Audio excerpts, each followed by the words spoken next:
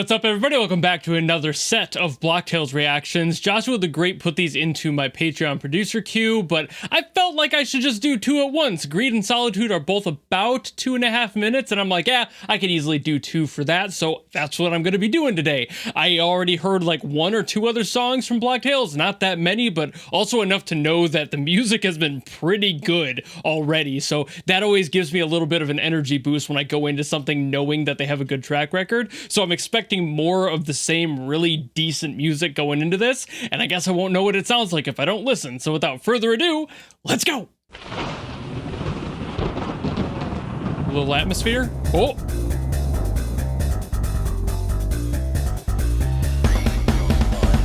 Ooh! Kind of a funky bass line.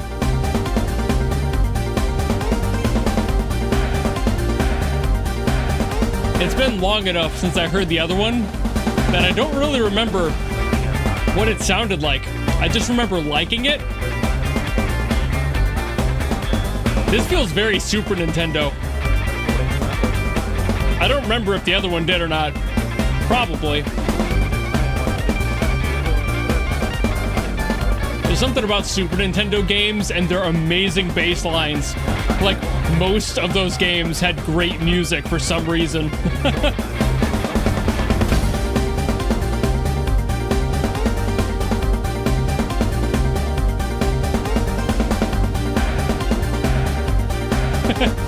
I really like that chant sample in there too.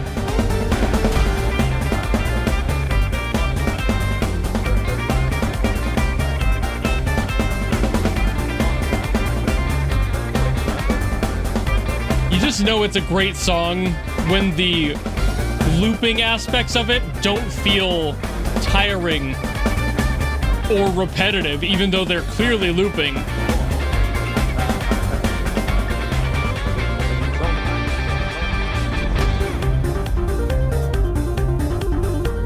Ooh. A little bit more complex there.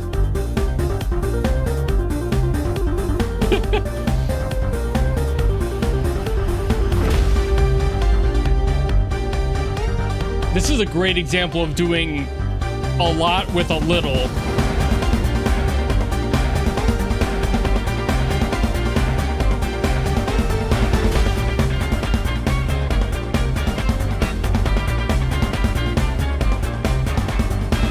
I think it's mostly the solos keeping it fresh.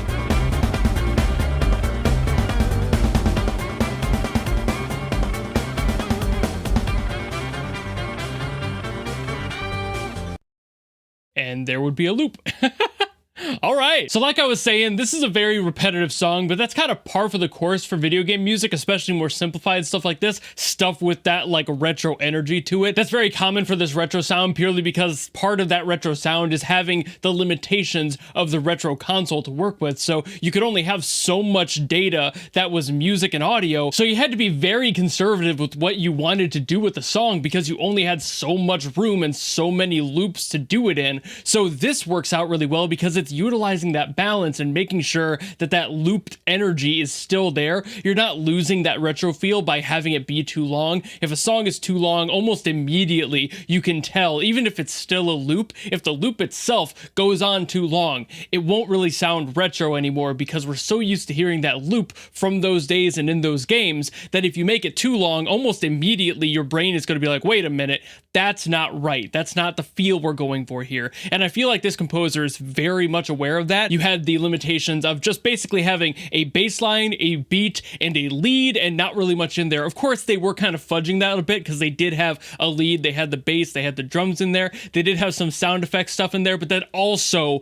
a guitar. And obviously they aren't purely limited, but even with those other couple of lanes to work with, they were still playing it pretty safe. And I think the guitar, again, I mentioned this during the reaction, but I think the guitar really did make this song stand out better because it wasn't a loop. And and you could tell. I believe that the loop probably happened a little after a minute, and this itself felt like it was 2 back-to-back, which is usually how people upload video game music these days anyway. Perfectly fine, and also allows you to kind of feel things out, but I don't think that the solos were ever repeated, and if they were, then that means that they were looped, and they were original and fun enough that I was noticing different things in the second chunk, and it didn't feel like a loop. So like, that's a great factor too. The guitar was keeping this song alive all the way through, because while the chromatic bass line is fun, you kind of walking bass line, very funky, love that, but also if that would get very boring very quick if you didn't have something else happening. So the guitar was playing that part in this, and it felt really nice, very alive all the way through, and the mixing of it was great and everything. It was like, even though at parts the guitar felt very subtle and very low in the mix,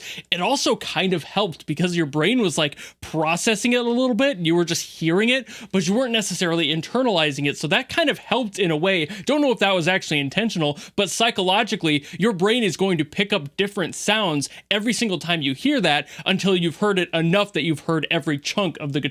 When something is so low in a mix that you can barely perceive it at points, then you're always going to be hearing something new because parts of it are going to become new to you every single time you hear the loop. So I think, again, even if that wasn't intentional, a great accidental thing to stumble upon there, having a little bit more for the brain to discover every single time. And even then, I'm still not sure if this was 2 chunks of the same loop back to back, but it felt like it was. But also, again, with that subtlety in the guitar, I can't even tell. So, like, really good on them for balancing it like that. And I'm pretty sure I sang their praises a lot on the mixing and presentation side last time. I barely remember recording that video, I'll be real with you. But I also think this is very much similar to the opinion I had of the last one, where it's just good, and it's also very nice to hear this sound still being popularized and still being useful to people in the modern gaming zeitgeist. You know, like, it's so cool to hear new stuff in this like 32-bit, 16-bit era of music that people are still doing chiptune stuff to this day and making it sound so inventive and fun, but also still so retro and also individually iconic. Like, this song could get stuck in my head easily just based off the great walking bass riff. What a great riff that is. But I've done enough yapping on this one. I'm gonna get to Solitude and then give my thoughts on that one. So let's go. Ooh. Oh, that's different. Completely different energy. But weirdly, I'm remembering the reaction I did the first time better. Weird how that works. The mind is crazy. A little bit of breakbeat. See, again, that complexity, the drums are complex this time. So I wonder if we're gonna get another complex lead.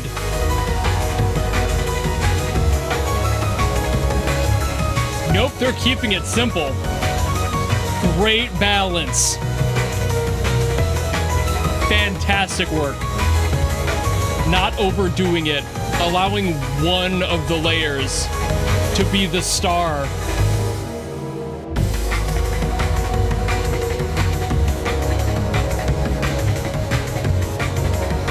I love that. Just great awareness from the composer.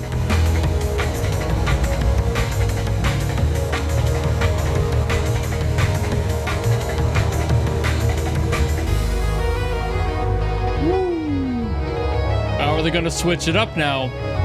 I doubt it. They'll probably loop it back, but...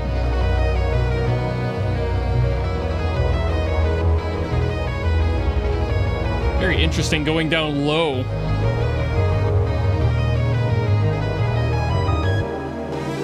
Went up that time. That tracks.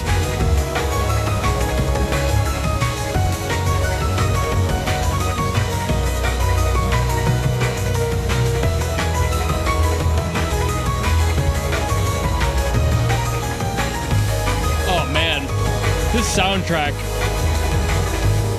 It's so smart. It's so smart.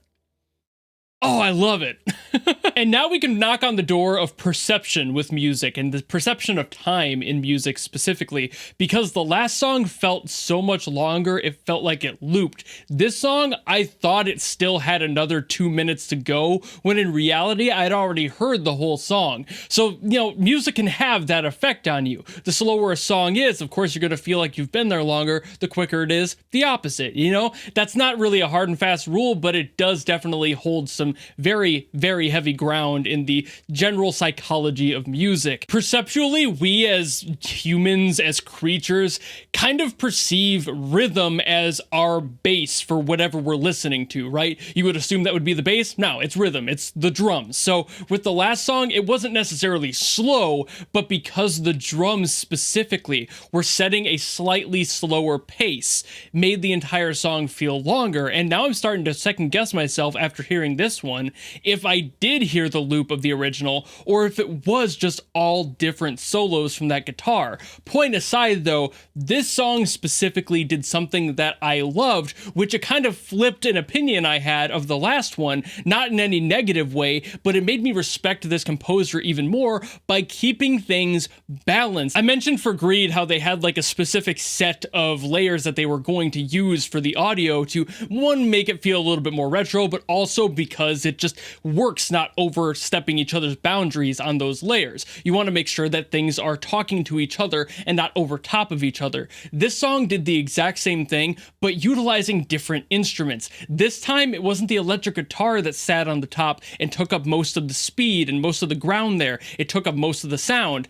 In Solitude, it was the drums. It was that breakbeat bottom end. It was very much the rhythm, keeping the majority of the song open, while everything else was a little bit more subtle on the top and slower. It was more paced. So again, you take one element, you have it very, very busy, and then the other ones need to kind of balance that out by being comparatively slower. You don't want to have too much fast going on all at once. You don't want to have too much slow happening all at once. You need to find this rhythmic balance with the melody, with the harmonies that feels natural, and not overdoing it, not having all these layers kind of running at the same pace, talking over each other is a good idea, a very good idea. The sign of somebody who truly understands how music is structured, especially with these retro limitations of having only a couple of layers to work with. Because yet again, for Solitude, they did that very well. They only had the couple, and even more so in this one than they did with Greed. They had a very limited amount of sound happening, and most of the reason that they limited it further this time was purely because all of the movement in the rhythm section was taking up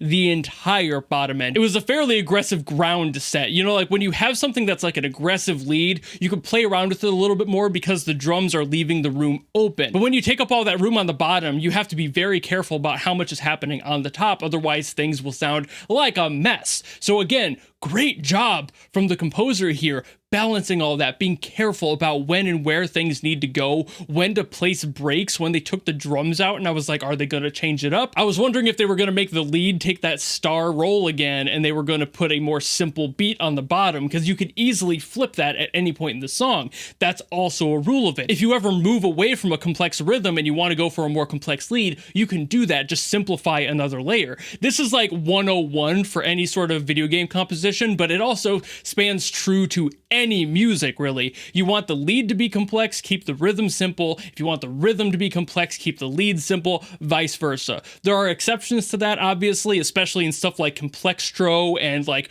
breakcore, stuff like that, hardcore music. Sure, you know, everything's a mess in those, and that's the whole value of it. But not every single time, and especially not with background music in a video game. That's way too much. If the point is to be in a rhythm game to be challenging, great. Add as many layers as you want to confuse the player, cool. That's usually what they're signing up for. But when it's the background music of something that has a story that you're supposed to be focusing on, and the main focus isn't the music, make sure that you balance things out to keep your narrative on track and your ears kind of in line with that. You need to be able to focus on the story as much as you are hearing the music. If you add too much, you're not going to be able to do the other. So this is a great class act example of how to do that in video game music, even though it may be simple and the layers may be be relatively limited to what you could put in there. The factors are all the same when you get down to the roots, bare bones of music production.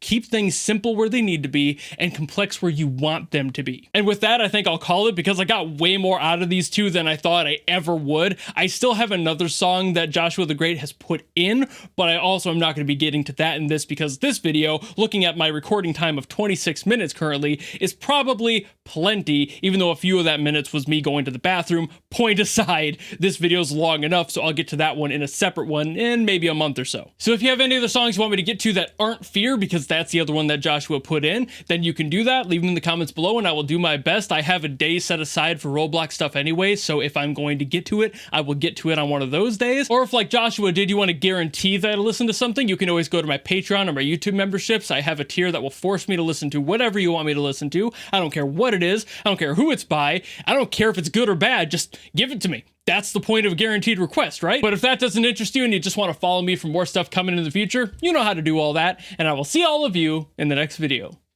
Goodbye!